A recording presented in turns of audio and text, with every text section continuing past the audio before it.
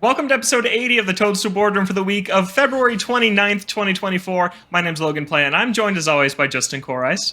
What's up, Logan? And Chris Shriver. Wow. We're actually recording on the 28th, but you can only say the 29th of February once every 4 years, so I felt like I wanted to lead with it. We're dropping on Leap Day, which I'm excited about. And we've got a big show this week. We've got some Splatoon 3 DLC impressions to get to, a ton of awesome emails that you all sent in to toadstoolboardroom@gmail.com. But we have to start with Pokemon Legends ZA, which is just an outstanding name, guys. Great job on the name selection. This was announced during this week's Pokemon Presents that we were all waiting on. It's coming to Nintendo Switch systems simultaneously worldwide in 2025, which gets a big eye roll from me, which we'll talk about in a little bit. It takes place entirely within Lumio City, and it was teased that there's going to be an urban development plan, so maybe kind of a city builder or maybe an Animal Crossing type mode in this Pokemon game. And Nintendo and the Pokemon Company are describing it as an ambitious new entry, but we didn't really see what it looks like yet in the teaser trailer. It was mostly a concept trailer, no actual gameplay footage, but at the very end, they did tease the return of Mega Evolution. So Chris, I know like me, you're a big Pokemon Legends Arceus fan. What did you think of this reveal trailer? I feel like I didn't get a lot out of it, mainly because of gameplay. I mean, I'm at the, and I've said this before on the show, passionately. I'm at the point with the Pokemon Company where I need to see what it is. I need to see the game that they're making before I can pass any judgment. So far on paper, all of this sounds great. I think I love that we're finally getting that Z release that we didn't get with X and Y. Yeah, for those of you that remember the days of Pokemon Emerald, and Crystal and all those releases, we never got that third entry for that series, and that kind of followed for the remainder of the different Pokemon generations that came out. The urban development plan thing is interesting. I think I imagine what they'll end up doing is as you progress through the game, the city gets more and more developed, quote unquote. And it's like when that city is actually built for the first time. I'm guessing that's how that's going to work. I don't know what else would really make sense. I think this made a lot of older Pokemon fans cautiously optimistic.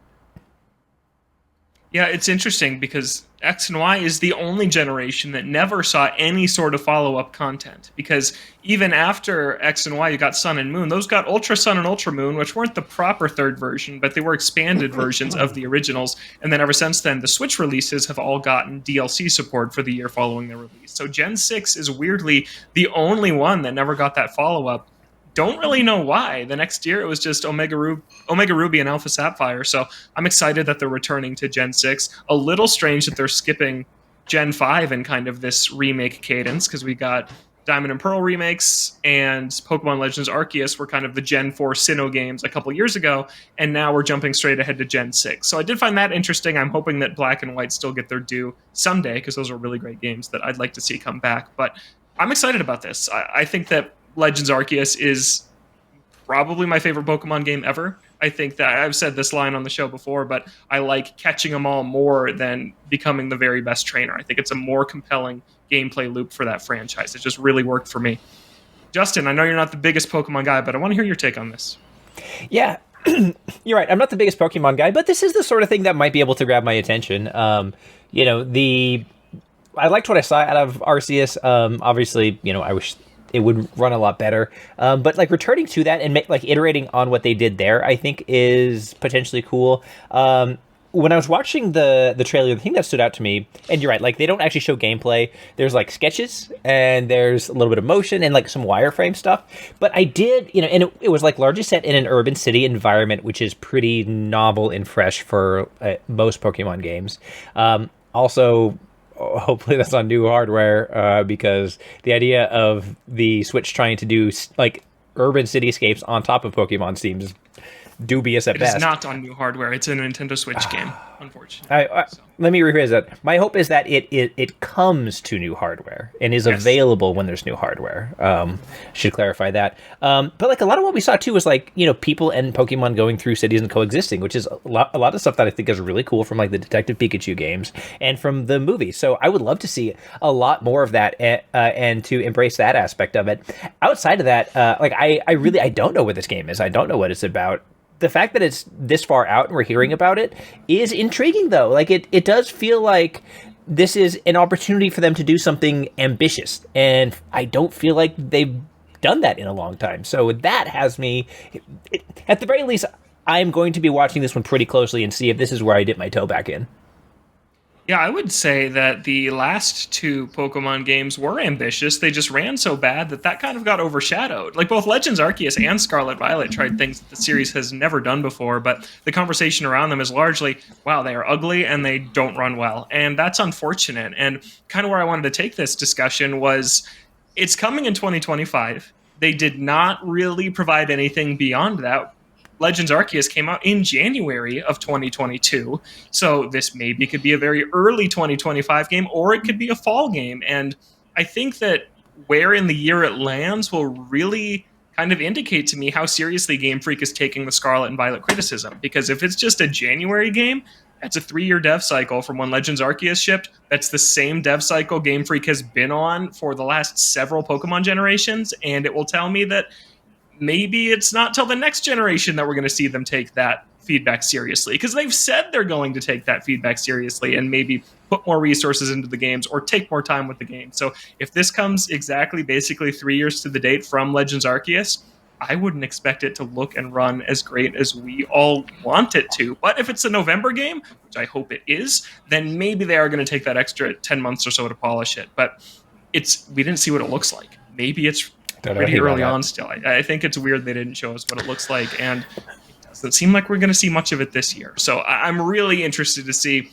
if they're taking that feedback seriously and making it run and look better. Because like I said, this is a Switch game. It's announced for Nintendo Switch. It's not getting that new hardware boost, at least not from the jump. And even if it does come out when the Switch 2 is already available, it's still going to have to run on the 2017 hardware. So I'm interested to see where that lands. Chris? The one thing I did want to point out is, thinking about it now, rather than it being this big, open, expansive landscape where there is no draw distance, you can see things popping in, it might make more sense for them to do it in a more closely populated cityscape. Like that might be why they're doing it. Like you can cover some of that up more easily with a skyscraper with nothing in it, then you can like, oh, there's the wide open field and there's nothing there. I wonder if that's part of the reason they're doing this, to make it more of just like compact. Yeah, I can totally see that. I think that the ZA title, which is endlessly funny, I think that it basically could mean like we're going back to the start, right? Z is the end of the alphabet, A is the start. I think it's the start of Lumio City. I think it's going to take place back in time, just like Legends Arceus took place well before Diamond and Pearl, and it's going to be about how was Lumio City built. And I think that you are going to play the instrumental role in building that, and I think that's why the entire trailer looked like a blueprint for a city, like an architecture blueprint, and I think that's cool. I think that's a cool concept. But it leads you to my next question, which is it going to bring back the catching mechanics that Legends Arceus had that made it such a success for me? Or does the Legends branding kind of just mean, hey, we're going to take a region that you know from the mainline games and go back in time and say, hey, this is what this place used to look like. And beyond that, it's kind of a blank slate to build up from there. Because I could see this not really playing like Legends Arceus at all, given that it takes place in one city entirely. Because Legends Arceus is about capturing kind of that Breath of the Wild feel of, oh, what's over the next hill, and that the wind blowing through the grass kind of feel that Breath of the Wild started and everybody else stole from. And I kind of wonder if Legends doesn't really mean that. It just means it's a Game Freak game, but not a traditional Pokemon game. I think that might be what Legends means. So we really have no idea what this game is if that ends up being the case. I'd be sad if the catching was gone, because I love it very, very much. Also, does anyone care about Mega Evolution? And Chris from X and Y, did you care about that mechanic? Because a lot of people are excited that's coming back. I mean, sure. I used it in the game, but I'm not. I wasn't. It wasn't like that logo popped up and I lost my mind. I was like, "Oh, cool, they're bringing that back." Like that was it. That was my reaction. Yeah, Mega Evolution is when they started introducing kind of a new gimmick, and I don't usually say the word gimmick because I think it's reductive, but I mean it in a sense. They started introducing a gimmick every generation that I think harmed the gameplay. It was just kind of a press to win button that you had it with Z moves in Sun and Moon, you had it with Gigantamaxing in Sword and Shield, and yeah, that was where I fell got off away from that a little bit, but yeah. Yeah. And then my other question kind of is, this is the first time in a decade that Pokemon's taken a year off. It is the first year since 2015 that we won't see a new Game Freak game in the fall. And I was kind of expecting Pokemon to carry the fall lineup this year, as it always does. And there's a new report, again, that the Switch 2 has apparently been delayed to March. This corroborating kind of reports we heard from Western outlets. This comes from the Japanese outlet Nikkei. So it's looking like maybe 2025 for Switch 2. Justin, what's the fall 2024 lineup going to be? I mean, that's a tough one to answer because, it's the same prediction we probably made last year and the year before that. You have this giant catalog of titles you could pull from, right? If ever there was a right time to drop a Fire Red on Nintendo Switch Online, it seems like now would be the time for it. So I think something like that would be a slam dunk win, but we've also seen that Nintendo, frankly, has their own thoughts about what constitutes a slam dunk win, and that the fact that seems obvious to us doesn't mean that that's the route that they want to go. I'm skeptical of the idea that we'll get through an entire year without any new Pokemon something. I think there's a reasonable chance that we'll see something brought back, or we'll go back to one of the other side Pokemon projects, like a Pokemon Snap or something like that. But I have a hard time believing we're not going to see anything Pokemon this year. Yeah, it's just weird it wasn't announced in this presentation, if that's true. It seemed like the place to do it, especially in a very brief 12-minute video that was mobile game updates and then this at the very end. So, yeah, I was expecting something along those lines, too, and I still think, I agree with you. I still think we could see Pokemon crop up in some way, but... Yeah, there's a lot of time for another direct, but for between here and the fall. And usually they have the one that, sets up the fall season, so I wouldn't be surprised to see something at that time. How about you, Chris? What's this mean for the fall 2024 lineup?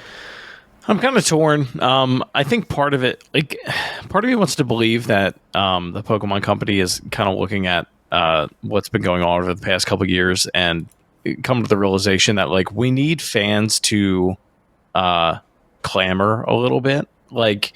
You need them to want it, and I think right now, at least casual Pokemon fans don't, because I think Scarlet and Violet, it's so the wound is still healing a little bit for a lot of people, and maybe I'm the exception to that in terms of or maybe I'm the extreme of that, I should say.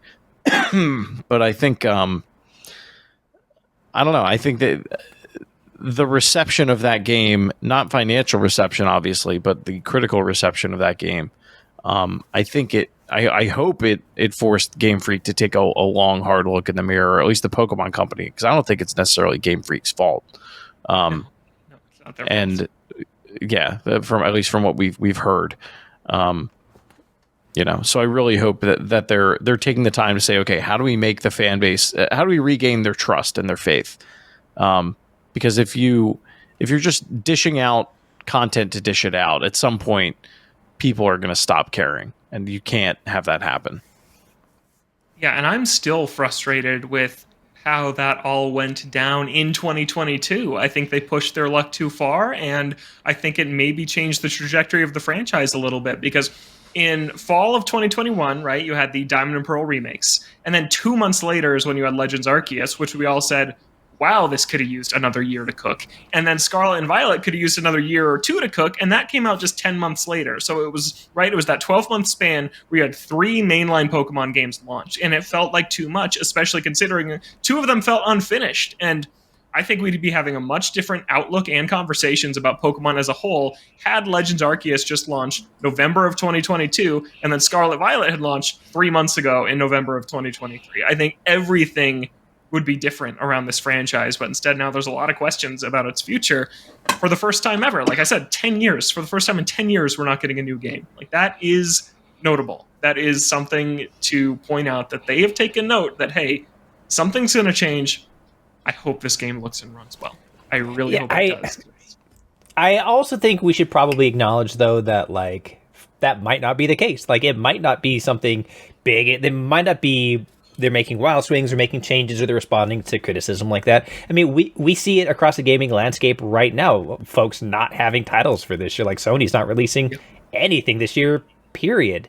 And so some of that could also just come down to the fact that it really seems like as things went through like COVID during development, everything kind of ended up aligned and sort of released kind of all at once, largely last year. And then, you know, there's a gap leading to the next line of stuff from a lot of folks. And I think it's entirely possible that, you know, Game Freak and the Pokemon that's related could also be swept up in that. Yeah. Yeah, no, yeah, like I said at the top of all this, it's very possible it's just their standard 3-year dev cycle, January of 22 to January of 25, and nothing changes, and still 15 million people will buy it. It's very possible that is happening, which is why I wish they had shown us a little bit more or told us a little bit more, because, yeah, they really left a lot up to just speculation right now. Speaking of speculation, something that is, I mentioned my big eye roll at the start of all this. I couldn't handle the headlines coming out after this thing of, oh, wow, they said it's launching simultaneously worldwide in 2025, or that it's coming to Nintendo Switch systems. Sorry, people, that is what the Pokemon Company's been saying for the last 10 years. X and Y is actually the one that started this whole thing of their simultaneous worldwide release, where Pokemon games stopped coming out a year early in Japan and started coming everywhere at the same time. The Detective Pikachu Returns trailer said coming simultaneously worldwide in 2023. It said that. Is that coming to Switch too? No, I don't think so. And then Nintendo Switch systems, they say that all the time too, because of Switch Lite and Switch OLED. They call it the Nintendo Switch family of systems, or the Nintendo 3DS family of systems. So, no, you really think that they're going to let something slip about their next-gen plans in an official trailer for Pokemon? No, they're so careful about how they word everything. It's just, the hype train's too much, and I'm trying to put it to an end. I'm sick of it. And that is my stance on it. I'm sick of it. I thought that was ridiculous that people were taking those two tiny words as Switch 2 hints, as if they would ever let something like that pass in one of their trailers. Logan's over here slamming the brakes on the hype train.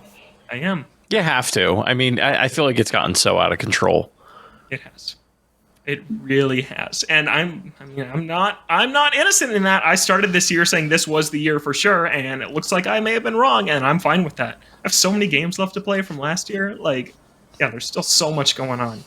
And there's so many great games coming out all the time right now. Like Splatoon 3 Side Order, which is the newest DLC for Splatoon 3. Finally, Wave 2 of the expansion pass is out after it was announced about a year and a half ago. So finally this thing came out, and I reviewed it. It's up now on IGN. I ended up giving it an 8 out of 10. I think this is a great expansion. Chris has played it. Justin's played it. I want to hear from you guys and what you think. Chris, we'll start with you. I said it before Justin hopped on. I don't know. So we were chatting about it in our Discord, and Logan and I think one of our listeners said that they finished it within 2 or 3 runs. They got through it to the top of the spire, and I don't know what you're doing, and it proves how bad I am at this game. Motion controls. That's the answer. No, it's not just that. I mean, I'm using them. Oh, you are? Okay, good. Because I know for a time you when I'm in, when I'm in TV mode, I am or docked mode, I'm using it. But I think I got to 20 is the highest I've gotten, and there's I will say there's some weapons, and I've always kind of felt this way about Splatoon in general. There's some weapons that I'm like, I don't understand how people are using these and actually like getting any kills. Like, I feel like they don't do anything at all. And then there's others where I'm just like dominating. That being said, I think it's very fun. I think it is very chatty. I think there's a lot of dialogue that they are putting into the world for fans that are very into Splatoon lore, and like I appreciate that. But like, oh my god, like they don't stop talking in this game. I think it takes a while for you to get enough chips to actually notice a difference with the weapon that you're using. Like not until like the 10th or 15th floor will you really start to feel like, oh, okay, this is like really having an impact on the weapon that I'm using, whether it's like the rate of fire or the amount of damage that it deals. And to an extent that makes sense. Like you need to have them stack in order to see any like relatively decent result. But I think there's enough variety in the missions here to keep it interesting. I don't feel like I do the same thing too often, like back to back, which is good. They're quick, and it's very easy to pick up, play a few rounds of it, and put down. Like it is kind of like the perfect game for me right now at this point in my life, and I think that's why I keep playing it, other than Suika Game. But no, I think if you're a fan of Splatoon and maybe multiplayer is a little too intimidating for you, and you've gone through the single player content, but you're like kind of digging, or you're into the idea of like playing the game a little bit more, I think you should definitely check this out. Absolutely. Justin, I know that you're also not a fan of the chattiness. Let's hear about it. Yeah, man, am I not? And so this is a common problem with like Nintendo games in particular. You know, there's the amount of dialogue that they put between you and actually playing their game is frankly kind of painful. And I power through it, and it's tough too because like you do that, then you get into like your first floor, then there's a lot of talk between floors, then you get to the next floor, they talk some more, you get to the next floor, they talk some more, and like I will say, I was rolling my eyes at that quite a bit, especially because the gameplay is really fun, and I wanted to do that, and so eventually you do get through it, and it becomes a lot less chatty, and so you kind of survive that. Definitely. And I like the way it plays a lot. Something that's always really appealed to me about Splatoon is how well it mixes mobility with gunplay. And I like to be extremely mobile in shooty games. And so, you know, you're in a series of basically small arenas with one of a few different types of objectives to achieve before you move on. And so getting there and, you know, managing taking out enemies, completing your objective, inking the floor, re-inking the floor, refilling your gun. I like that. I like that whole spinning plates thing. I feel like I'm so slick and cool when I'm shooting over here, swim, pop up, shoot over here, refill, climb up a wall, jump down. And it captures that extremely well. Frankly, it makes me feel like I wish I was good enough to feel in competitive multiplayer. And so I really, really like it. I haven't played as much as you guys. I basically finished the first Spire, if you know what that means, like through the first boss fight. Like the tutorial, kind of, yeah.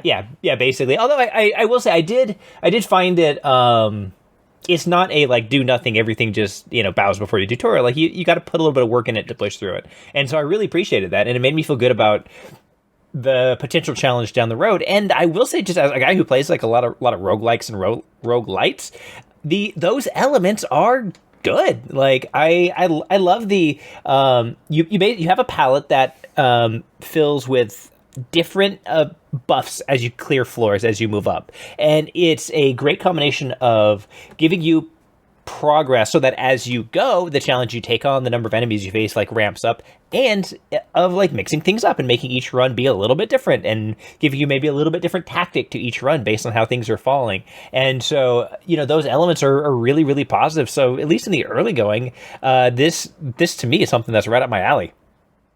Yeah, I will say also that first 10 floor Spire before you unlock the full 30 floor Spire is the chattiest part of the game. So they still do talk to you in the elevator a little bit between runs as you start taking on the actual proper tower, but it's not nearly as intrusive. And then after you clear the Spire once and go back for repeat clears, they barely talk to you at all. So it definitely diminishes over time, which is definitely nice. But yeah, I've beat this game. There's 12 weapons in side order, and I have cleared the Spire with 7 of them now. I'm going for the true ending, which is clearing them with all 12, and I love this so much. I think it's just fantastic. I think that something that really sticks out to me about it is that this is what gives Splatoon 3 its unique identity, right? I think that in the lead up, back when Odell was still on this show, and we sat here and talked week after week after week about what makes Splatoon 3 different. And what ended up making it different is it was just the most polished, best version that eliminated a lot of the warts from Splatoon 1 and 2,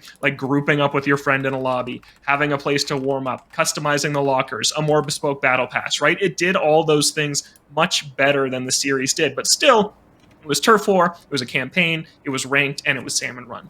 This is Splatoon 3's unique thing, and it nails it. It does it really, really well. I had a problem with it that was too easy. Granted, I know I'm really good at Splatoon, right? I think it is the game that I am best at in this world. But I still was hoping for a little bit more challenge than I ended up getting. I did clear the Spire on my second try, and it started me out with my dualies, which is my main. That is my main weapon that I've played 120 hours of Splatoon with. So I was ready to go right from the start. But the gameplay is so fun that I didn't really care that I cleared it right away because I wanted to go back and switch my weapon. And to unlock new weapons, you have to climb the tower with weapons you haven't climbed it with yet. That is how they have it set up. So I couldn't just grind with my dualies to unlock all 12 weapons. I needed to kind of say, okay, what weapon do I feel next best about? So I can climb this 30-floor tower with it. And then get these locker keys to open up doors in the locker that's in the hub area to unlock more weapons. And then I'm saving kind of the weapons I feel least comfortable with to the end, because I'm hoping that all the upgrades I will have done to my character and to the Pearl drone, which is an awesome new mechanic I want to talk about too, will be able to carry me through the 30 floors, even if I suck with like the heavy splatling. I hate the Gatling gun in Splatoon. I am so bad at it. But the Pearl drone is awesome. It is a glider that you can use. Like now they have their own Link-like glider from Zelda, and it can throw splat bombs. It can unleash specials. Basically, it can do all the work for you. And once you clear the tower, there's a chip that upgrade you can buy that's called, it's like color chip bias or something like that. And basically what that means is every time you go on a new floor in the Spire, you're choosing between 3 different options. And you see what difficulty that floor is, what the mission objective is, and what color chip you'll get for completing it. And you have 3 choices every time. And what color chip bias does is it sees what color chips you're picking in the early floors, and then it makes color chips of that type more likely to show up as you climb the tower. So if I am picking color chips to just totally make my Pearl drone overpowered, it will give me more chips to continue to do that. So in one run, and I captured some footage of this that's going to be in the video version of my review, I'm doing nothing. I am doing nothing, and the Pearl drone is just going off, and it is just eliminating everything that's on the screen, and it's crazy, and props to the Splatoon team for keeping that thing at 60 frames per second while that's happening, because it's a miracle that Splatoon continues to run and look this good in a mode that's actually about breaking the game, right? Side Order is about how much can you break this game, and I think that's so cool, and it's so different than anything else that is in Splatoon 3, and whether you want to do salmon run with your friends, which is terrible alone, by the way, right? That's the horde mode that only works in co-op, like Helldivers. You can't play really Helldivers alone. You got to have a squad. At least I do, because I'm not very good at Helldivers. Maybe Justin could take on some missions alone. But salmon run is really tough alone. Side Order is kind of that option if you don't want to play with people, but you want to go do this fun PvE horde mode. I think it's really brilliant. I have some issues with the roguelite elements. They are good at the start. You start to see the same floors. You start to see the same missions. And the bosses. Floor 10 and floor 20, always a boss. There's only 3 to choose from on those floors, and it picks for you. So for both of them combined, for 2 floors, there's 3 bosses. So you will see 2 out of 3 of the same bosses every time you climb up that tower. And the final boss on floor 30, same fight every time. And it doesn't change at all. And it gets a little exhausting to do the same stuff over and over. I wish that they upped the challenge in general, but even more on repeat runs. I think that every time you go up with a new weapon, it should be a little bit harder, or there should be an endless mode where I can try to get to floor 100 or 150, and it just gets crazier and crazier as I go, and I see how well I can build out my kit to do it. But those are just nitpicks to what I otherwise think is an awesome addition to Splatoon 3, and it's like, Splatoon 3 is one of the best Nintendo games ever, and this just cements that for me. I think it's such a phenomenal package of content with this new roguelite mode that I'm going to keep playing until I beat it with every weapon, because I just think it's that good. I think that's respectable. I will say something that speaking of those roguelike and roguelite I guess this would be a roguelite element, is I do like the upgrade system that you have between runs. The idea that, you can accumulate. I forget what the currency is called, but effectively lets you buy. Pearls, PRLZ is how they spell There you it. go, pearls. But effectively let you buy like small, like very like minor incremental things that can add up to be powerful over time. So that even if you are, let's say, hypothetically, somebody were not Logan Plant, hypothetically, and they were playing this game and they wanted to reach the 30th floor, elements like that are important in games like this because they save you as a player from feeling like a run has been wasted if you don't make it to the end. And so you come back with something. All those like pallets and upgrades that we kind of talked about basically get converted to cash, and you use the cash to buy your upgrades. And the system for that is easy. It's intuitive. It's not overly complicated. There's not that many things to upgrade, and so it's another incentive too that, like, even if you don't want to clear it with every weapon, unlocking all the upgrades is something that's interesting and compelling to do. And there's you mentioned there's these keys that you get to open all of these various lockers, and some of them just contain lore items like diary entries and things like that. So if you're really into the story, there's even more story to uncover in there. It's fully featured, which is, I think, something that not every DLC especially necessarily is, and I think that's worth appreciating. Yeah. Some of the things that you can upgrade in between runs that are permanent upgrades: your swim speed, you can deal more damage, you can take less damage, you can buy extra lives, so if you die, your run isn't over right away. Like, there's a lot of really smart things that they implemented, and the whole thing just feels very, very well thought out. And I can see why it got delayed and why it took them a little extra time, because the abilities and the color chips, the way that they just totally fit in with Splatoon's ability set, like, oh, you have a roller, and now you knock back enemies 13% more. And then you upgrade it again, now it's 35% more. Like, just really, really smart things that was the thing that was Splatoon. That impressed me the most was when I did play with the roller. It was like some of the abilities that they were giving me were catering towards that weapon. So eventually I got to the point where there was one where I think it was like my rate of fire. Oh, there was that one in the umbrella. With the roller, it was like your rate of fire can increase a certain amount. So you're just constantly like lobbing pain at people, which was really cool. And then the other one was the umbrella, where if you upgrade it enough, you eventually can get to the point. Normally when you use the umbrella, you fire it, it stays open. And then if you hold the button, it'll like launch the umbrella across the map. There's an upgrade where eventually you can just hold down the firing button and it like turns into a little like, and the umbrella never disappears. Like, it just turns into a shield basically against enemies, which I thought was really, really cool. So like there's tweaks like that to each weapon, or at least those two weapons that I was able to pick out so far. But I want to say it's the fourth one that you get. It's like a basic pistol type of weapon. The weapon order is randomized. You start with the dualies, but everything beyond that is randomized. So I did not realize that.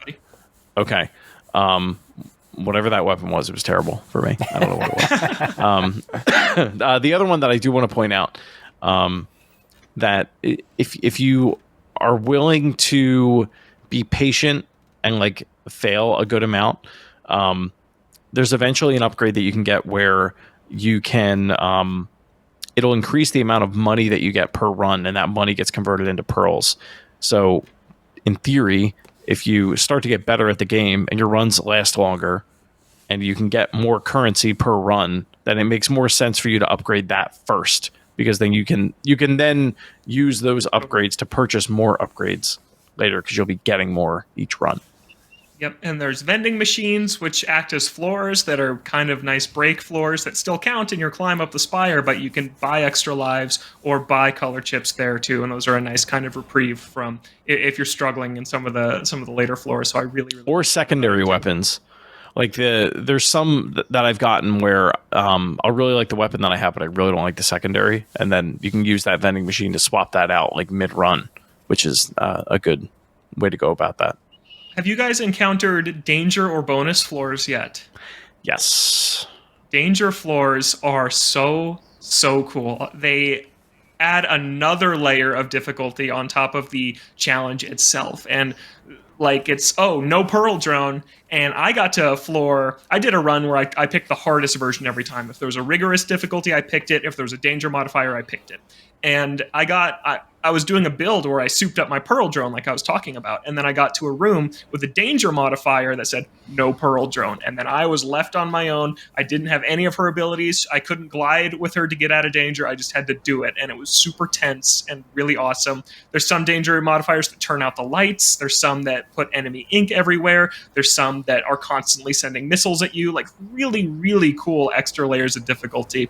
And then the flip side of that is the bonus modifier, which add a different type of objective where if you complete it successfully, you earn more membucks. That's the money currency that we're talking about. So there's one that says, don't swim. So you just have to walk around as an octoling the entire time. And if you swim, there's a counter in the corner of how much membucks it will give you if you succeed that ticks down with every inch you swim as an octoling. So it's super cool, and it really forces you. You don't have to do it. If you fail the bonus objective, there's no penalty. You just don't get that extra money. There's one that says don't use your special, and you can use your special 3 times before it hits 0. And I had made it to the very end of the mission without using it. I was about to die, and I reluctantly had to whip out the special and use it to save myself and ruin my bonus a little bit. But really cool stuff like that just, it adds to the variety of it, right? And that's the name of the game, is variety. That's what you want in your roguelite. And I think that they don't nail it. I wish that bonus and danger showed up more than they do. But when they are there, it's a really, really cool mix-up to a stage I've seen before or an objective that I've seen before. I also love the enemies. I love the gelatin so much. I think they're really creepy and really cool. And I love little top guys that when you kill them, their top is left behind, and then you can slam into the top and send it flying into groups of enemies. Like, really cool enemies that I was worried were just going to feel like the Salmonids from Salmon Run and all of their kind of abilities and attacks, but they feel totally unique, totally different, like a really cool new species of enemies. Yeah, it reminded me a lot of, if you're a Destiny player out there, anytime like Destiny would release a new piece of content that like, oh my gosh, they're adding a whole new subset of enemies in there. It's that same kind of feeling where it's like, yes, you're playing the same game, but like you have to go about it in different ways, which is always fun. I like the Seahorse one because like every time he shows up, I like immediately am terrified. Which one? The Seahorse. It's like a giant like tower of a seahorse. The sniper guy. Yeah. Mm-hmm. Yeah. Shoot down. Yeah. Yeah. But every time I've been playing it and Jess walks in, if I'm like getting swarmed by a bunch of these guys, she's like, "Oh my god, they're so creepy looking." Yeah, they are. Yeah, Splatoon is weird. Splatoon gets weird with it, and I love that about it. And yeah, this game just I never. I feel like you could play it forever. What'd you say? I feel like you could play it forever. Like it's just one of those games. Yeah, and it keeps your high scores too, so you could always just shoot for a higher score by picking more dangerous stuff. Or there is one upgrade you can buy that allows you to skip color chips, so you don't upgrade your character, and then it rewards you with 3 times the pearls at the end if you manage to do that. Like, really cool stuff so there is challenging stuff in there to do. So I highly recommend it, and this just really was making me think about Splatoon kind of in the wider context of Nintendo, and just I think this is up there in terms of quality with like Mario and Zelda. I think Splatoon is that good. I think Splatoon is like, it's in their big 3 in terms of like sales and marketing and popularity and all that, but in terms of quality, I think this is a top tier Nintendo franchise that like when Splatoon 4 gets announced, it'll be a big deal, because I just think Splatoon is that good. I don't know if you guys agree with me on that. I kind of want to get your takes, but I think Splatoon is as good as Super Mario and Zelda. I think it's in the big 3 for Nintendo. I think it's as good. I don't think it's as popular. More popular in Japan, but definitely more popular in Japan. But I think it's getting there. Like it just doesn't have the legacy that Mario and Zelda have behind it. But it's definitely not doing poorly. Yeah, both ones on Switch are 10 million plus sellers, which is really, really great. So, yeah. I think it's time to start blowing up the universe and doing spin-offs and like a Splatoon platformer, like a 2D Metroidvania Splatoon game. I've talked about that for years. Like, it's time to start expanding what Splatoon is, I think. I think that it could do really well if they do that. Transmedia, baby. Let's go. What was that? It's a transmedia. Give me that Splatoon anime. Time. Yeah. Splatoon. There's a Splatoon manga that I've read some of that is pretty fun. So yeah, let's see it. Give me the anime. But Splatoon 3 Side Order is awesome. Highly recommend it. It is out on Switch now. It's $25 for the entire expansion pass. That wave 1 is just Inkopolis Plaza from Splatoon 1. Not much there. So this is the meat of it, is side order, which actually ties into a question we got from Derek, who asks, hey guys, wondering what you think Nintendo's strategy will be in regards to adding DLC to the Switch Online subscription. Right now, I think it's Mario Kart, Animal Crossing, and Splatoon 2 in there. Yeah, that's the Octo expansion that's in there from Splatoon 2. Will we be seeing any more in the future? From which games, and how long will it take to be added? Yeah, that is interesting, Derek, because I kind of thought it would be almost like a Game Pass thing where they added things into this as they came out. Like the Booster Course Pass was a day one thing in that Nintendo Switch Online Plus expansion pack, and Splatoon 3 is just not there. So maybe that means they're just happy with the amount of subscribers they're getting to Switch Online and don't feel the need to sacrifice those sales numbers with something like a Splatoon 3 DLC. Justin, what do you think? Yeah, I think that's the most likely scenario. I think as long as they can provide enough content to justify folks opting into the program, they don't have any incentive to put additional things on there. I think that, I think Splatoon players spending $25 on this DLC is, lucrative.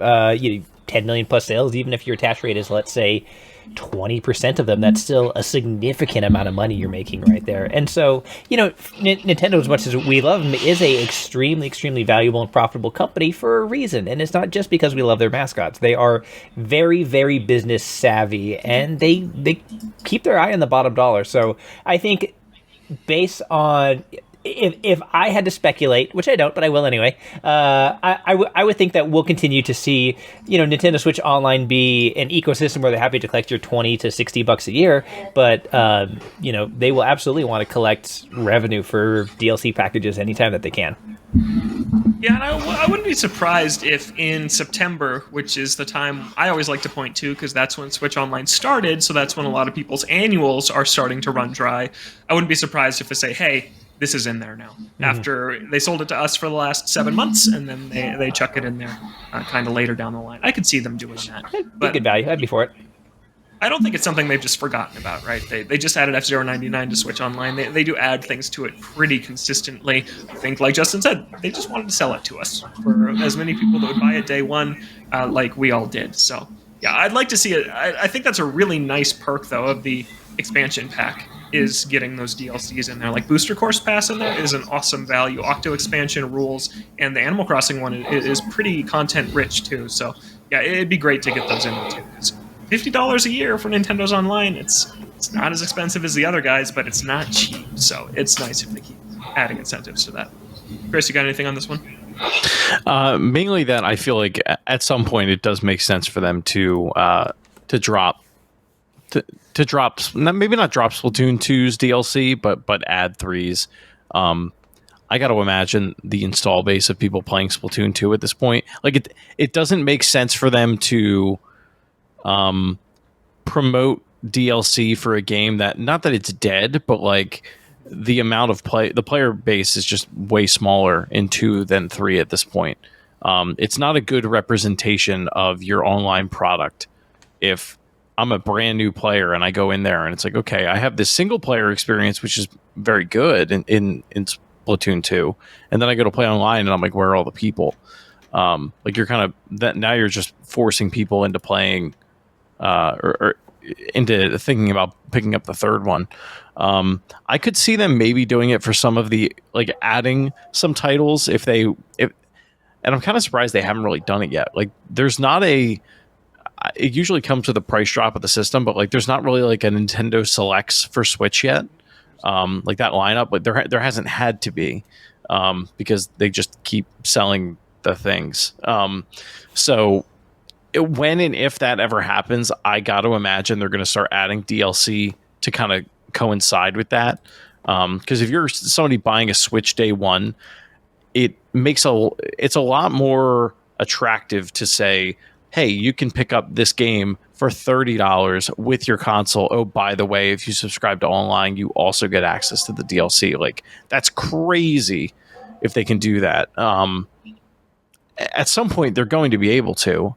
I just don't know if they would wait until a new console comes out to do that. Yeah. Yeah, and if they ever like bundled Splatoon 3 in with a price drop version of the console, Right. you Yeah. could get that with the online, because that's what you can do with Mario Kart right now. Is that Mario Kart 8 bundle they sell millions of every holiday season, and then you just hop on the expansion pass, and then you've got 96 tracks right out of the box. So yeah, it's a smart move, but we'll see. I did think they were going to use it more than they have been with DLC. The Pokemon DLCs aren't in there either. They just haven't really done it since they launched it. So that's been a little surprising. But we are going to move on to the rest of our EGADS emails for this week. You can always email the show, toadstoolboardroom@gmail.com, or join our Discord. And we're going to post a new link for that, because I think the one someone commented, Chris, the one we have pinned right now is just... It's probably expired. So it doesn't work. So Oh, we'll get yeah. a new link up on Twitter @ToadstoolBR, so you can come and join us in our Discord community, and maybe in the episode description too, if you don't have Twitter anymore. So this first one comes from Kurt, who says, "Hey Boardroom, I bet you weren't expecting a mention of a science fair to lead to a Nintendo story, but I have to brag about my favorite science fair project I ever did. In 8th grade, my best friend and I did a project to find out if playing video games raises your heart rate. We took the heart rate of a few of our friends and ourselves before playing 2 levels of Sonic Adventure 2 Battle, awesome choice by the way, which had just come out, and then took our heart rate after playing and compared the numbers. Honestly, it was just an excuse to play video games for homework, but we actually did so well with the project that we moved on to the district round. We brought my GameCube and designed our board in Sonic Blue and Shadow Red and Black, and pasted pictures of cutscenes from the game. Attached is a picture of our presentation at the district fair. I did look at it; it's awesome. Yeah, if we have your permission, Kurt, we could share that so everybody else could see it. So email us if you're okay if we can share that. If I remember correctly, we discovered playing video games does raise your heart rate, but honestly, the science really came secondary in this fun project. Love the show. Look forward to it every week. Keep up the great work. Thanks, Kurt. That's awesome. That is awesome. That's like, there's an episode of a sitcom where they do they play games to see if it like makes your memory worse, and they sit and play video games for like 12 hours, and they can't remember anything. So I guess they proved that it did. But that's awesome. That's why we play.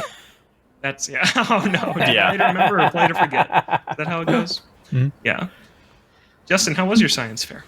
It was great. If you didn't catch that show, my daughter had a science fair, so I couldn't be on here. Her whole project was about helmets and concussions, and so she did a whole experiment where she had a bunch of different types of materials for like absorbing impact, and we dropped eggs from varying heights on these materials to see which heights the eggs would crack against which materials, and of course we had the control, which was the floor, and that egg cracked immediately. So wear your helmet, kids. So that was a lot of fun, and there were a lot of other really cool projects going on. Kurt's email actually made me think of something actually similar I did when I was in high school, which was a long time ago. I was doing a science project about like the effects of impairments, of being like intoxicated, things like that. And we brought in an Xbox and Halo, and we had a friend, a classmate friend of mine who I knew was really good at Halo, play a control game, just play a game just normal. He wrecked shop, and then we're like, okay, now we're gonna impair you. So we put on glasses that like blurred his vision a little bit. We put a bunch of heavy coats on him to kind of try and like give him sort of a sluggishness to it, and then had him play again, and he got the floor mop with him. It was a really cool, really fun way to incorporate video games into science, and I think that if there is something in this industry that I wish we did more, it was talk about all of the beyond just gaming applications of video games. I'm a big believer that there's a lot of really beneficial things we can do with them. My son, for example, is an incredible reader, and he literally taught himself to read mostly by playing Legend of Zelda Breath of the Wild, so he could understand what everybody was saying. Video games rule and are great for science. Yeah, I went to the so the MoPop, the Museum of Pop Culture in Seattle, did a Minecraft exhibit, and then that came on a tour to my city, and I went to that, and one of the coolest awesome museum, by the way. It got me back into Minecraft in a huge way. Minecraft is so cool, but one of the coolest parts of it was all the real world applications of Minecraft. And yeah, like these schoolgirls who built their town in Minecraft and mapped out the safest route to walk to their school because they lived in kind of a dangerous area, and they did that in Minecraft. Or whoever designs the coolest playground in Minecraft, the city funded to actually build that playground in a park, like in real life. Like really cool stuff that Minecraft can do that kind of just sparked you saying that, Justin. But yeah, there's a ton of cool things that video games can do, like playing Halo with drunk goggles on. Yeah. Next question comes from Mike, who says, "Hey, Chairman, this question's mostly directed towards Justin, but please, Logan and Chris, feel Suck it, free to losers. weigh in.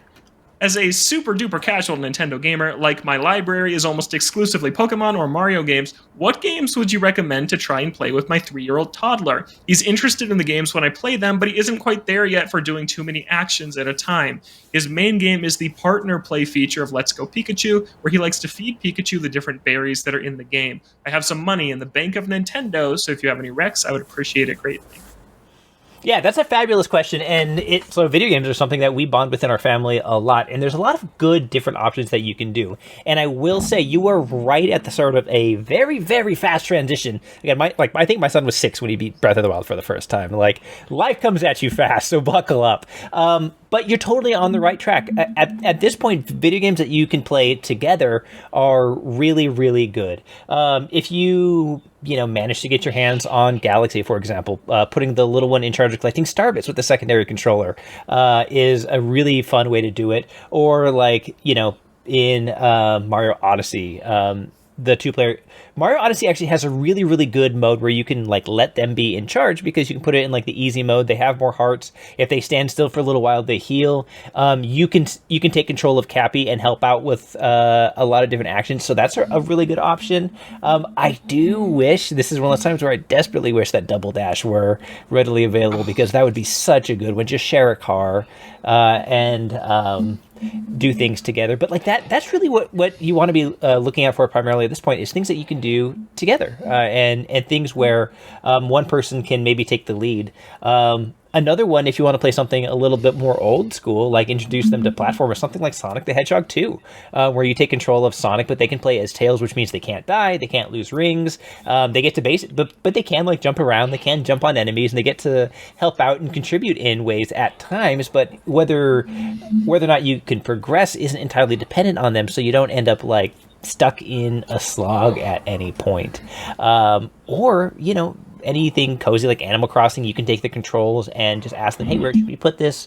What do you want this to look like? How should we set this up? Stardew Valley is great for stuff like that. You can talk about how cute the dog is and talk about what kind of flowers you're going to plant. So there's a lot of options, really. But that's what I would be looking for, is things where you can still have the lion's share of control, or have enough control to keep the experience moving and from getting frustrating. Yeah, that is key. You don't want to play Lego titles with somebody that young, because a lot of those titles, terrible. They are very much cooperative experience. I'm an adult, and my wife and I used to play a lot of those, and there were still moments where those would be a bit of a slog, because together we couldn't figure out a puzzle because it wasn't clear. Yeah, I think Mario Odyssey, in terms of my nieces and nephews, because they're about 6 at this point. I have one that's 4 and one that's 6. That was a big one for a lot of different members of my family.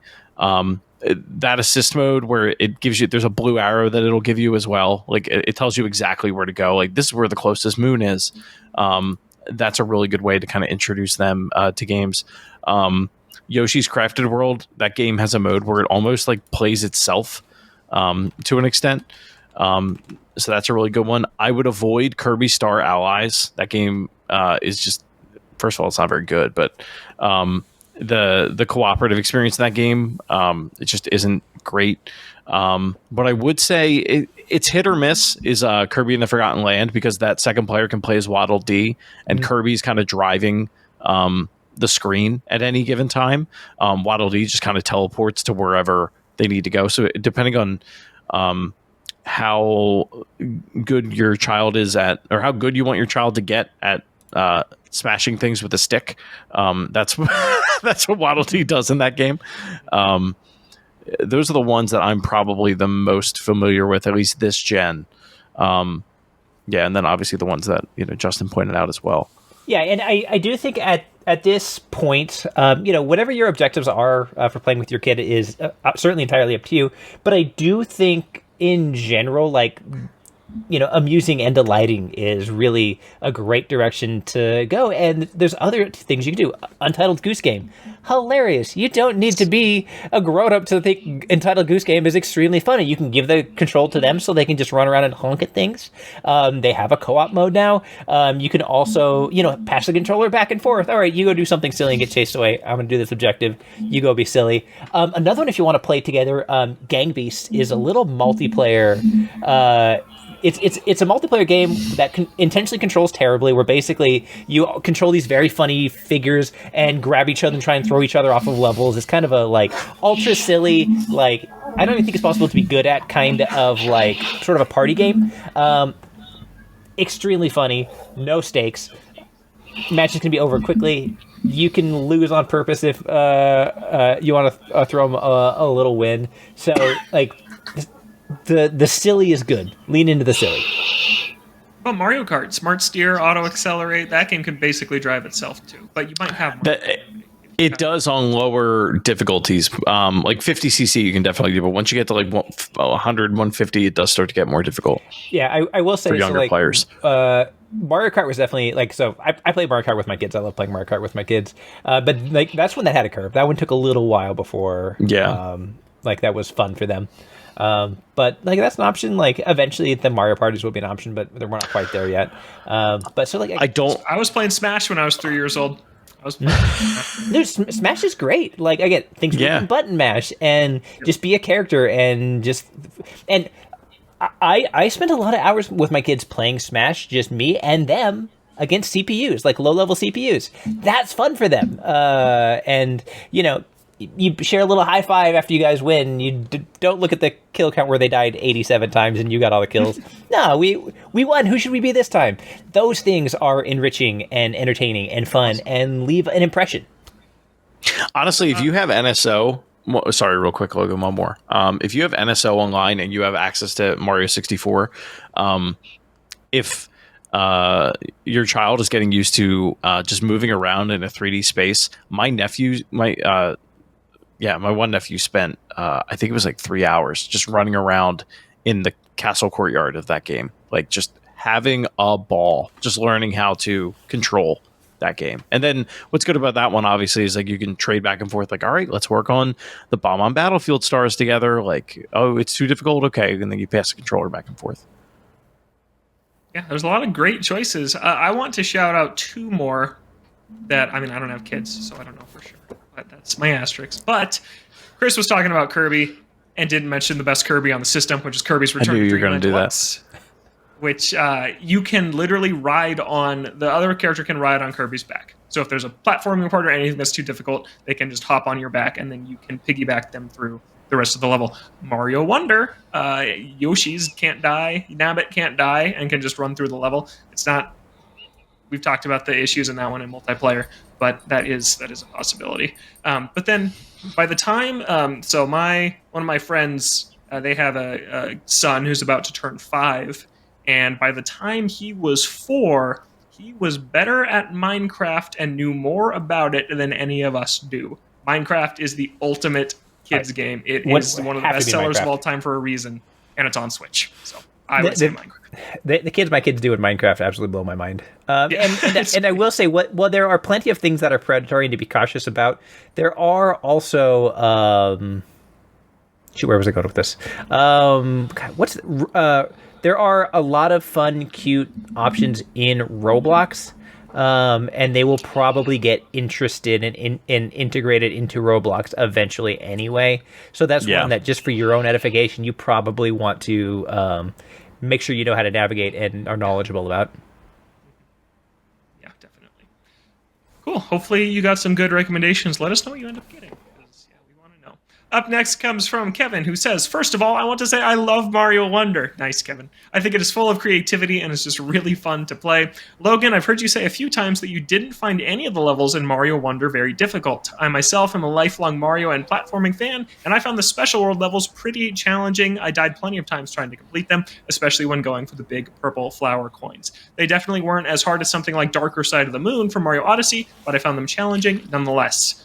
What do you guys consider challenging in a platformer? Do you have to lose 30 lives before you complete it, or do you have some other gauge? Yeah, I think that for me, I was looking for a little bit more challenge because I think even the special worlds aren't as hard as like the special world in Super Mario World is harder than the special world. Those are devastating. Are crazy. Like, or the ends, some of the end levels of Super Mario Brothers 3 get kind of bonkers. And I was kind of hoping for, or Mario 3D World has really hard stuff. Just even compared within the franchise, I felt that Mario Wonder was just lacking some of that difficulty. And yeah, that final badge challenge level, it's tough, it's hard, but I didn't have to beat my head against the wall for longer than like 20 to 30 minutes or so to beat it. And I think I've kind of been ruined by things like Super Meat Boy or Celeste, of which I have 100%ed both of those games, and they're both crazy hard. And I guess that for me is what I look for in a challenging platformer. I love Celeste that doesn't have lives, and when you die, you're back within 5 seconds to try the next mega hard room again. And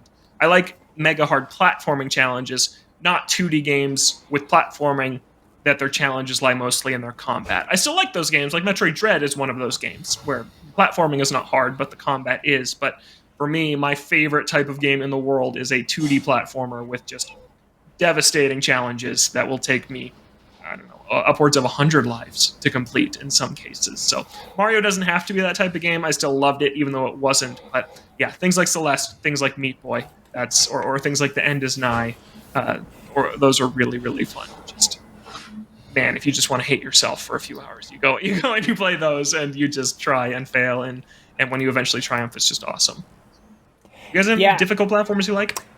Well, so I think as somebody who's a critic, I also do think there's a lot of like different definitions that like one can clarify, because like you don't need to die to something for it to be hard. You can take on hard content and potentially clear it on the first try and still consider it hard content. Likewise, punishing and challenging aren't necessarily the same thing, and things can kill you in cheap ways and cost you a lot of lives, but without being like organically difficult, and so things that do challenge well. You mentioned Super Mario World, like those special stages, like tubular, like play the level tubular and tell me that that's not an exceptionally difficult level, but it's also cool and clever and does cool things. So like those are the sort of things that I like to look for, and I'm not a huge straight up platformer player nowadays, but games that do platforming or have challenging platforming sections, like Ori and the Blind Forest has like these post boss fight escape platforming sections that are really challenging, but really rewarding because they're also extremely fair. They are depending upon you to read, react, and execute. So I like things like that quite a bit. That's something that I will gravitate towards. Outside of that, the platforming that you do in like the later like Donkey Kong Country games, right? They require really precise timing. They require you to be able to jump at exactly the right moment, not too late, not too soon. You have to use the fact that you can do things like affect the arc of your jump. Which like you can't, you don't just mash and hold it the whole time. So you're hurting me. You're hurting me so much.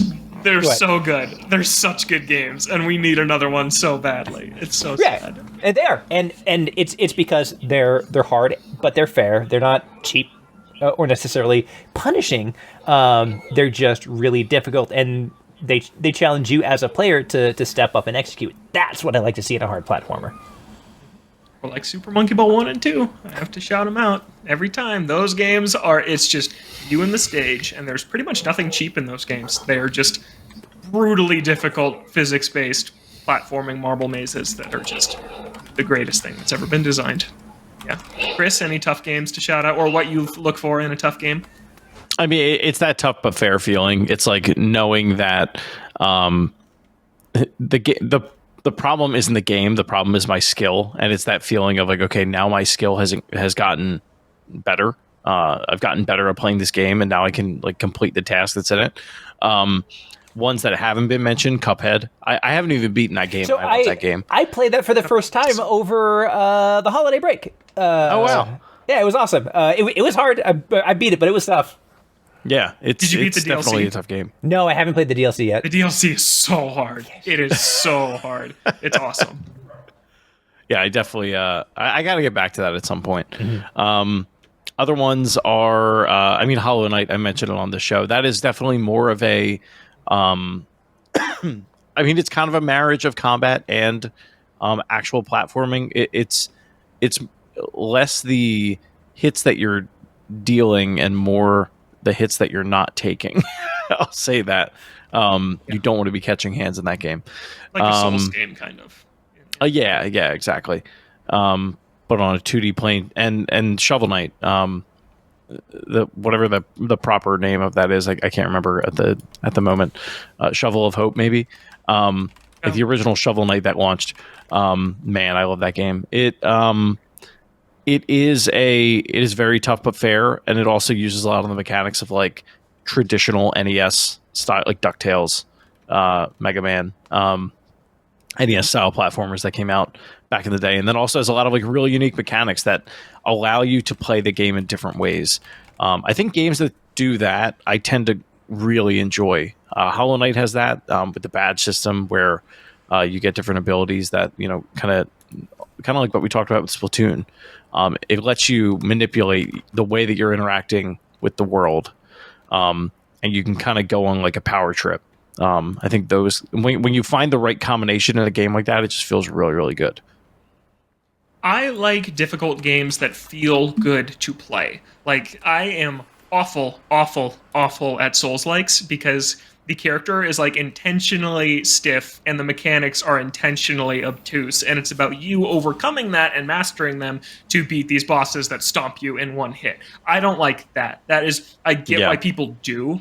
I've just never been into it. I like games where the base mechanics feel awesome, that you feel confident that you can overcome the insanity they throw at you, like Celeste. Some of the platforming stuff you do in Celeste is unbelievable. It is insane, but the character feels so good to control and the techniques are so fun to execute that these challenges are fun for me to take on. But games where it's like, I'm this naked man in the middle of this like gothic hellscape and I have a butter knife, and I don't like that. I get why people do, and why it's one of the most popular genres there is, but I like stuff where the character feels great, which is why things like Prince of Persia: The Lost Crown or Metroid Dread are awesome, because Samus feels awesome, and the character whose name I forgot in Prince of Persia feels awesome, and I really like stuff like that. And your machine in F-Zero GX feels awesome, and that's why games like that are fun to tackle those challenges. But Mario Wonder is awesome. Glad that we have people emailing in and saying that they love it too. All right, we got a question about third-party consoles and emulation. Chris wanted a lot of time to talk about that, so we're going to table that one for next week and make it one of our main topics of the show, because Nintendo just filed a lawsuit against Yuzu, the Nintendo Switch emulator. There's a lot to unpack there. Yeah. So we will talk about that next week. We didn't really have time for it this week with all the other stuff going on, but we will end the show with this question from Tyler, who asks, I love this question. Hey guys, with the release of Final Fantasy VII Rebirth this week, it got me thinking, is there a Nintendo game, or even a non-Nintendo game, you would all like to see get the FF7 Remake Trilogy treatment, like how they updated visuals, slightly tweaked story components, stretching out the original story over 3 games, and modifying the gameplay? Also, I just finished the Great Ace Attorney Chronicles this past weekend, and it was just as great as your recommendation, Logan. An awesome story with dozens of twists and turns with a great cast of characters. Now on to play the Apollo Justice Trilogy. Great, Tyler. Awesome. I'm so glad that you played it. You played Phoenix Wright, though, because you can't play Phoenix Wright. You can't play Apollo Justice until you play Phoenix Wright.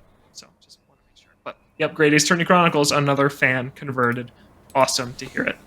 Okay, back to the Final Fantasy VII question. I have my answer right off the bat. So do you guys have one, or should I just go for it? I mean, go for it, but I've got... Go for it, yeah. Yeah, I'm locked and loaded. Easy. Slam dunk for me. I don't have to think for a second about this. Ocarina of Time. It's not even a question for me. It came out the same era as the original Final Fantasy VII, that early polygonal 3D era. I still love the original Ocarina of Time, but thinking about a modern remake of that stuck to kind of the linear dungeon-based Zelda, that it wasn't open world, it wasn't go anywhere, it was made by a team passionate for the original, but not necessarily the current Zelda team. Imagine game 1, they could stretch being a kid into the entire first game, and it ends when you become a teenager and draw the Master Sword. And Ocarina of Time ends, apparently, according to the official timeline, which I'm the first to say was just a marketing tool to sell books, but the official timeline has a route where Link dies. Let's see that game in an Ocarina of Time remake. That would be so cool, because Final Fantasy VII, the remake trilogy, is one of my favorite things in gaming ever. I think it's so incredibly cool. I love meta stuff like what it's doing, and I would love to see a Nintendo do something meta like that. And they have, in a little game called Age of Calamity, done some very cool meta alternate timeline stuff. Give the Ocarina of Time treatment that. Give me a trilogy where it ends with Link dying and Ganondorf riding off on a horse to Termina. And then the third game is Ganondorf in Termina, and he does Majora's Mask. That's all. That's my dream. That will never come true. But Justin, let's go to you. What's your pick? Yeah, I mean, I will say this category is tough because I'm a million years old, so I can think of 1,000 games that I would love to see get this kind of treatment and remake. And I do want to shout out one of the best remakes of all time that did this Final Fantasy VII thing, I think before Final Fantasy VII, which was Mega Man Maverick Hunter X, which was a complete remake of Mega Man X for the, I want to say it was the PSP. Looked incredible, fully voiced, had this great movie that took place before the game, lets you play as one of the like key villains from the series and play through the entire game as them. Amazing, fantastic, I love that game. On the opposite end of the spectrum, a game that I would love to see get a Final Fantasy VII remake style remake. Instead, got one of the absolute worst remakes I've ever seen was Secret of Mana. Yeah, yes, Nailed it. The worst remake ever. It's so bad. It's like, okay, so keep everything about the game that didn't age well, which is like mostly the gameplay and the menu system, and replace what was still beautiful, the amazing like soundtrack and pixel graphics, and swap that out and give it just the worst voice acting you can imagine. It was one of my biggest disappointments ever as a gamer was trying to play. I didn't even finish the remake. It's so bad. It was broken too. It crashed like every 30 seconds. It was horrible. It didn't work. Yeah, so I probably got it post patch then because at least it like functioned for me. But like, if you could do something like of this scale with like completely rebuilt from scratch that doesn't play the same way, that frankly has you like challenging some of your preconceived notions about what the story even is about and what you're doing, that would be so good because it is such a great game with such a great story. I would love to see that. Although if they were going to do a Zelda, they should do Link to the Past. They already did.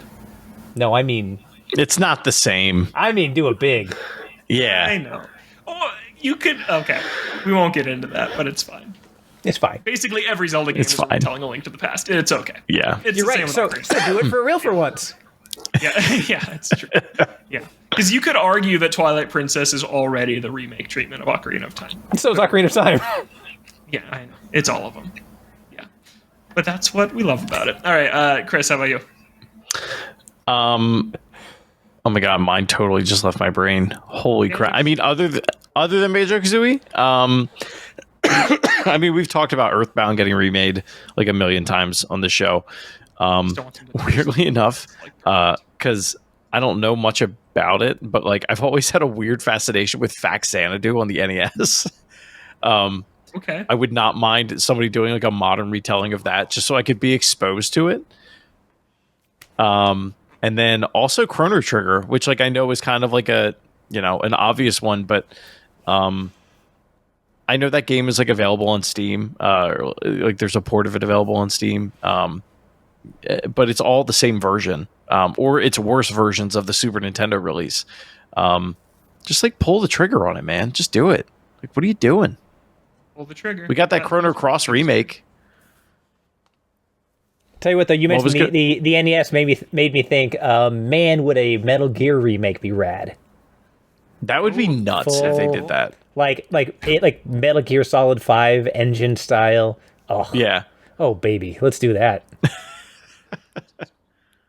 Yeah, there's a lot of picks, but really for me, when I think about someone taking a story and twisting it with weird time travel shenanigans, Zelda's just the pick. It's just the pick for me. Like I don't care how you do it, what you do it, that. Yeah, I would just love to see that. Also, the Killzone trilogy. I really miss those games like a lot. I went back and played the second one a couple weeks ago. Man, that game is good. Like it plays unlike so many other first-person shooters. Like everything's just so heavy in that game. I don't know. I miss that game. Yeah. Now those people make Horizon. I know. It's so Are sad. very okay at They're- best. I don't like those games. Yeah, I have thoughts about that. Not appropriate for this show, but I've got thoughts about Horizon. Well, okay, It's for everyone, that is and our therefore show no for one. this week. What was that, Chris? I said it's for everyone, and therefore no one. We're gonna wrap up here. Let us know what game you want to see remade at. Sorry, I can't stand Horizon. It honestly riles me. I don't like that. And yeah, not even for. Yeah, it's not good. Anyways, that's our show for this week. Email the show, toadstoolboardroom@gmail.com. What do you want to see remade and stretched into 3 games? And find us on Twitter at ToadstoolBR. I'm very excited to go and play some Final Fantasy VII Rebirth tonight after that question, Tyler. We won't be talking about it on this show, but yeah, hopefully some of you out there are looking forward to that one too. Justin, what are you playing and where can people find you? Oh man, so I'm playing a whole lot of Nightingale. So my review in progress has been updated this week. I don't know how much of that game I have left, but it is a pretty cool like survival crafting game that is also fairly story driven in a pretty cool setting. So hopefully I wrap that up this week so that I can finish the review and put a bow on it before I move on to my next thing. But that's basically where all my free time is going right now. Chris, what are you playing and where can people find you? I have been playing, other than the Splatoon DLC, I've still been chipping away at Final Fantasy VII Remake. I'm so sorry that my cough is this bad. And I actually played a demo for a game that I recommend for anybody that is a fan of the mission structures found within Banjo-Kazooie or Super Mario Odyssey. That is called Promenade. It just came out. There's a demo for it on Switch. It is multi-platform. It is an indie title. It is super charming. I love the little character in it. I love the world, the music. Yeah, if you are looking for like a cozy little platformer with tiny little missions throughout it, but also some challenging sections, and it also controls in a real unique way. It kind of came out of nowhere. I'm very interested to eventually pick it up. I'm trying to finish what I'm playing now before I pick it up. But I really enjoyed my time with it so much that I kind of can't stop thinking about it. So yeah. Nice. And you can find Chris at Shrives93 and Justin at KORIS. You can. Yeah. You can find me at Logan J Plant. I'm playing Splatoon, of course, like we talked about earlier, and I'm going to dive into Rebirth all weekend long and can't wait for it. Until next time, have a great week, and we'll catch you next week right here in the Toadstool Boardroom. Go Mariners! Oh, go Mariners.